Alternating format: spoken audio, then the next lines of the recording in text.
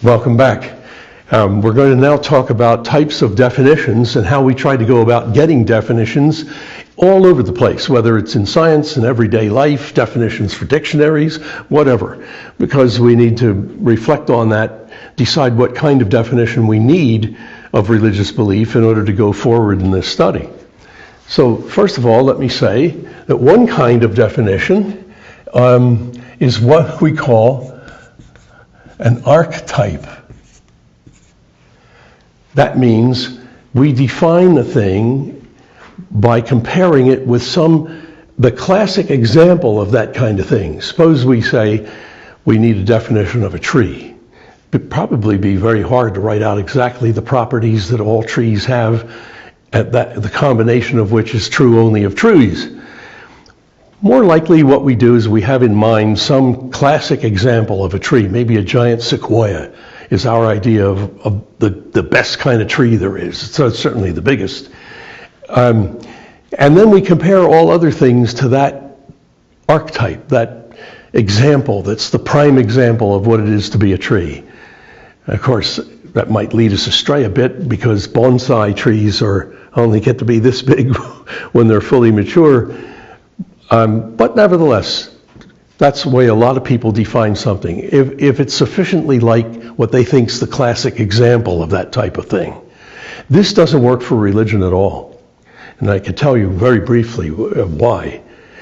For people in Western Europe and North America, the classic example of a religious belief is going to be belief in God. Judaism, Christianity, and Islam all agree that there's one transcendent creator God who called the universe into existence and then offers human beings redemption. But in the Orient, we have very different religious traditions, particularly in India, and China, and Japan. They're not the only countries, but we have Hinduism and Buddhism. Now, Hinduism and Buddhism, at their core, there are many, many varieties of each one, understand.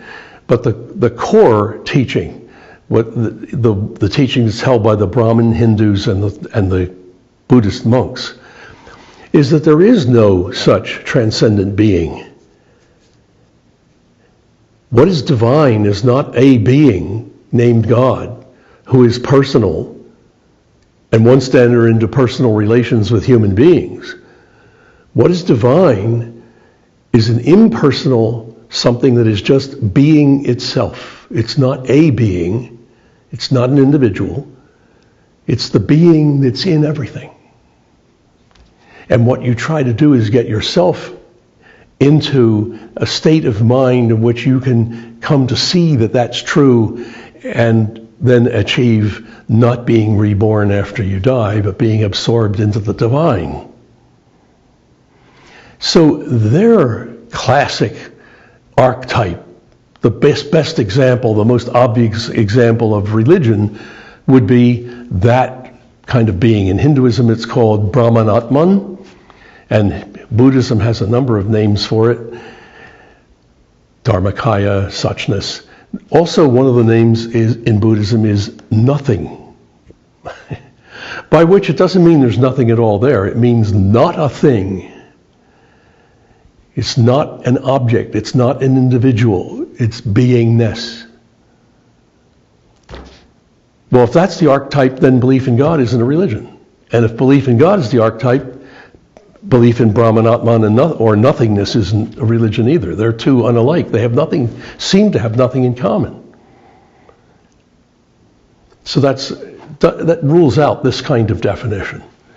There's another kind of definition that's called nominal. A nominal definition means it's arbitrary.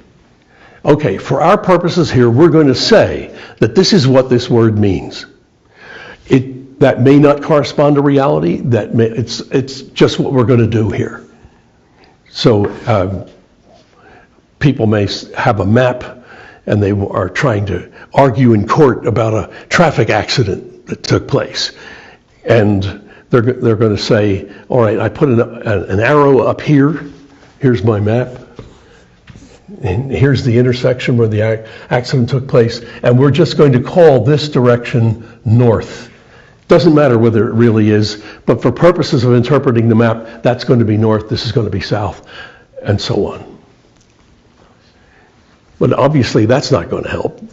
There are a wide variety of religions in the world. You just got a taste of that when I explained just a little bit of Hinduism and Buddhism. There's also Taoism. There are also many other religions. And just offering a nominal definition doesn't help us sort out or tell whether a belief is religious or it's not. It's no help whatever. What we need is what people in logic and in philosophy call a real definition, or essential. These are very hard to come by, but it's what we really need. Because in an essential definition, we state the characteristics that are true of all of this group, but the combination is true of only this group. That's what singles it out and is able to define it. So if we got a real definition of a tree, it would name all the characteristics that were true of trees. The combination, however, is true only of trees. That's hard to do. And often, even in science, we have to get along with something less than an essential definition. There's another kind of definition that's used often in science where we can't get a real definition, and it's called operational. An operational definition just defines something by what it will do under certain circumstances. So let's see if we can do this. An archetypal definition of water might be the ocean. Something is water if it's a lot like the ocean. A nominal definition of water would be it's whatever I can wash my clothes in. A real essential definition of water would be it's H2O. It's the molecule that we get when we combine two hydrogen atoms with an oxygen atom. An operational definition would say this stuff is water if it boils at 100 degrees centigrade, it freezes at 0 degrees centigrade, and if we do electrolysis on it, we get hydrogen and oxygen gas in a ratio of 2:1. That would be an operational definition. That's no good for religion either. How are you going to say that something is a religious belief provided under these conditions it does this, that, or the other? That it doesn't even seem to apply because it doesn't apply. No, what we need is a real definition. We need to figure out what the characteristics are that religious beliefs have that other beliefs do not. And that's not simple, but it's not impossible. I'm going to propose a definition. You got your seatbelt on? There is, I think, a common element in all the different religions. And this not only includes all the major world religions, the ones I just named, Judaism, Christianity, Islam on the one side, Hinduism, Buddhism, Taoism on the other. These are great worldwide religions. There are many that aren't worldwide at all. They're smaller. They're tribal religions in Africa and the South Pacific Islands and among Eskimos and so on. There are all sorts of beliefs all over the world. But this singles out what is common to them all. And let me put it this way, phrase it as a question first to ease you into this. In Judaism and Christianity and Islam, what does God depend on? What has to be true for God to exist? What causes God to exist? And I think you'll all immediately say, nothing. That's not right. God's the creator of everything else. God doesn't depend on anything, and you'd be right. So let's do the same thing now with Hinduism, Buddhism, and Taoism. What is it that Brahmanatman depends on, or the nothingness, or the Tao? Well, that's a silly question. Those names are the names of the reality that generates everything else. That reality doesn't depend on anything. Right. And now if we begin to pursue this, having singled that out, We begin to look at folk religions. Say, the high god of the Dieri Aborigines or of many tribes in Africa. These two are thought to be what everything else depends on while it doesn't depend on anything. To give a name to this characteristic, I'm going to use the term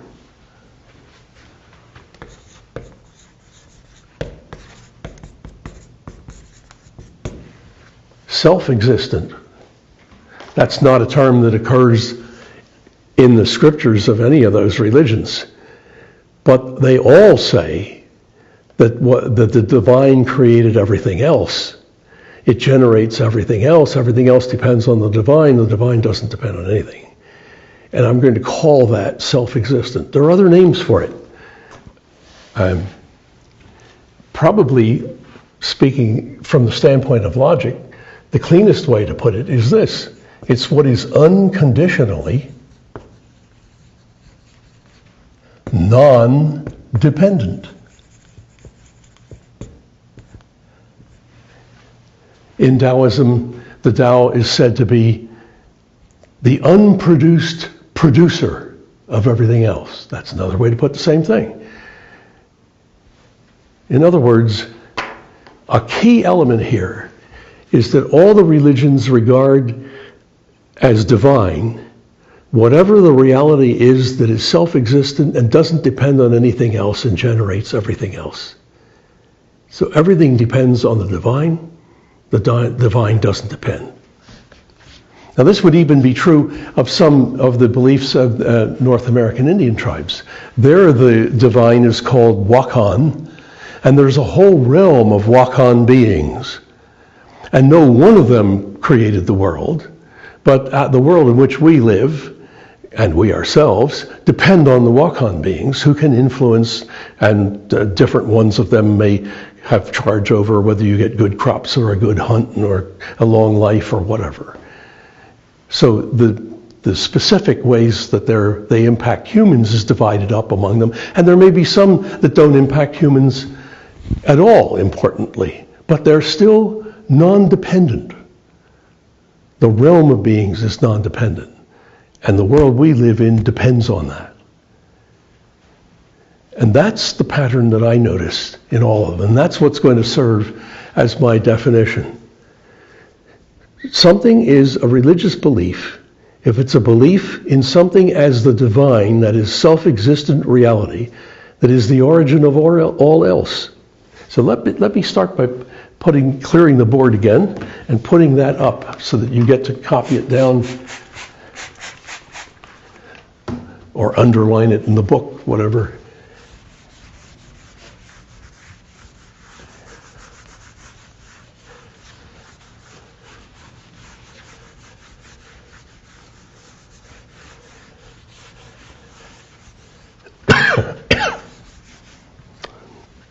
It's getting a little messy there.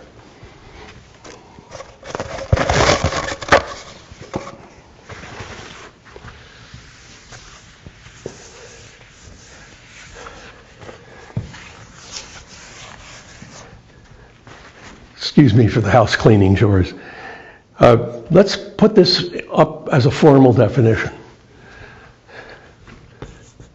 A belief is a religious belief, and this symbol means if and only if, one, it is a belief in something as divine, and that's the term I'm going to use. Some religions might want to use sacred or holy. It doesn't matter. I don't care what you call it, as long as you realize that the divine means self-existent. The self-existent reality, but as the divine reality that produces all else Okay, now that's as far as we've gotten so far. But that's not the only part of the definition. There's more. Because beliefs can be religious besides being a belief in something as divine, if they're about how the non-divine relates to the divine. That's still a kind of religious belief. In other words, in Judaism, Christianity, and Islam, the non-divine is the cosmos, the universe. God calls that into being, and it remains dependent on God at every moment in every respect. That's one idea of the relation of the non-divine to the divine. In Hinduism, Buddhism, and Taoism, the divine permeates the world and is the world insofar as it's real at all.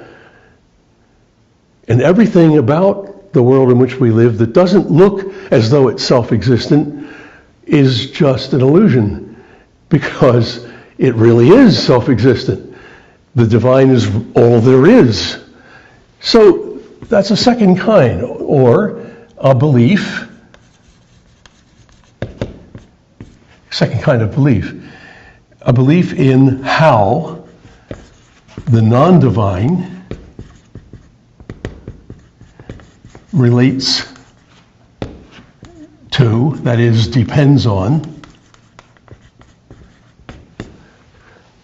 the divine.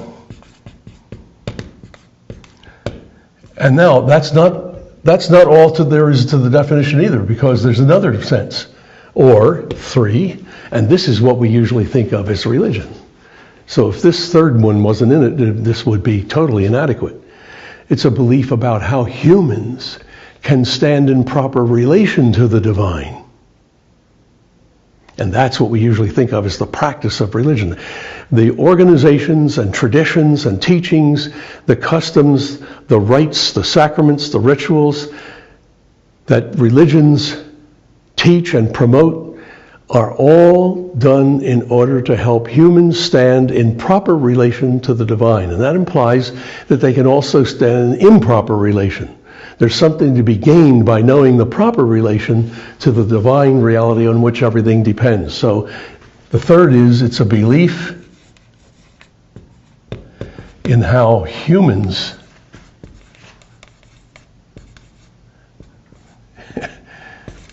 can stand in proper relation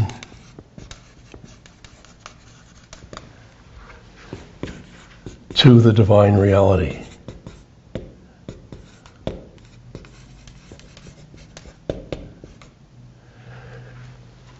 Now, when I came on this definition a long time ago, it was after being assigned to teach a comparative religion course, and I thought that the first thing I ought to do in that course is define religion so that we know what it is we're studying about.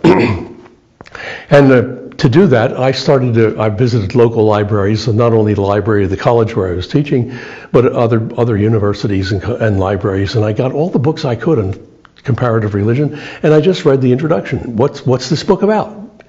And I found that the older ones, the ones from the late 1800s and early 1900s, all said the divine is this. So, and they didn't all agree. Some said it's this, it's X, it's Y, no, it's Z, no, it's that.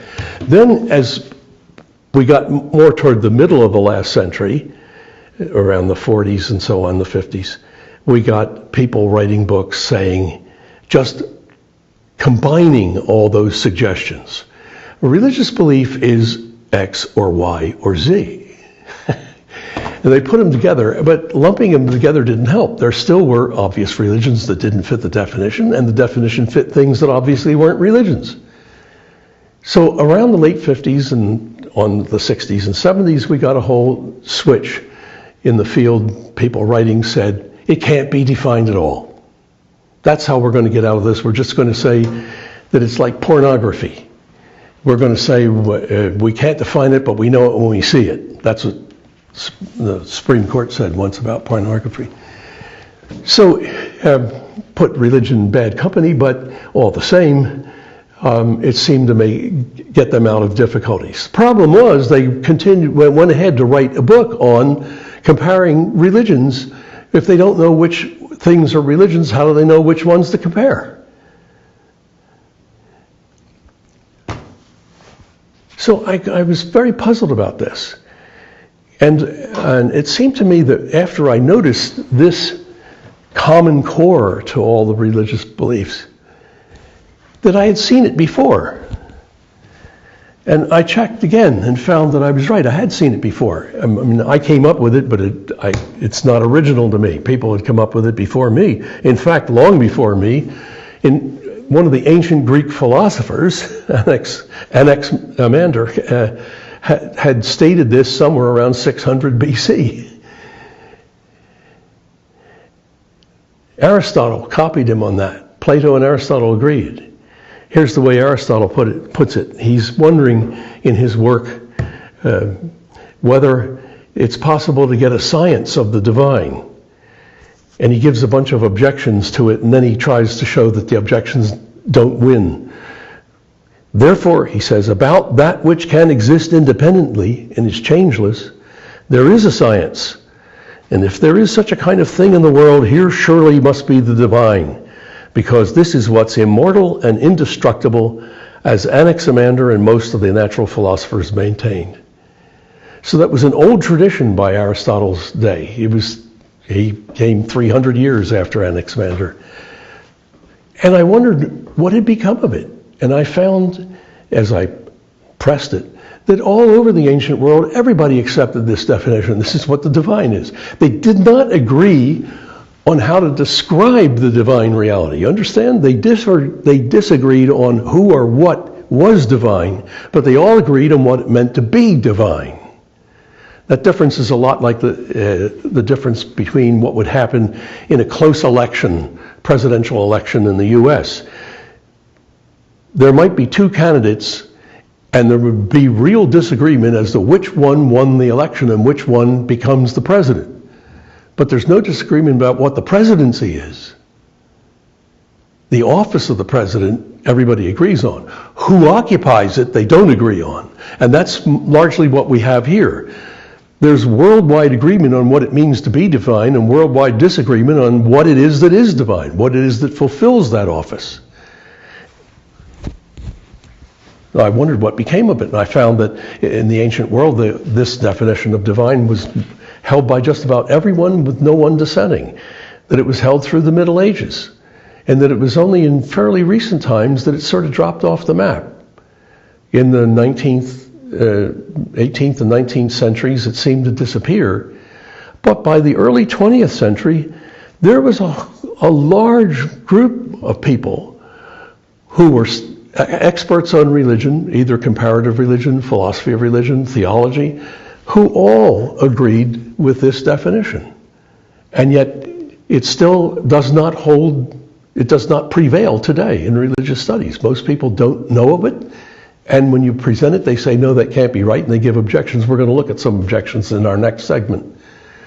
But I found, and just off the top of my head, here are a few in case their names are familiar to you. C.S. Lewis, Paul Tillich, Hans Küng, the Catholic philosopher of religion, Norman Kemp Smith, Mircea Eliade, great comparative religion scholar at Chicago, and a host more. There are about 15, 16 very prominent, famous people, all of whom held this, advocated it, and it still doesn't prevail in religious studies.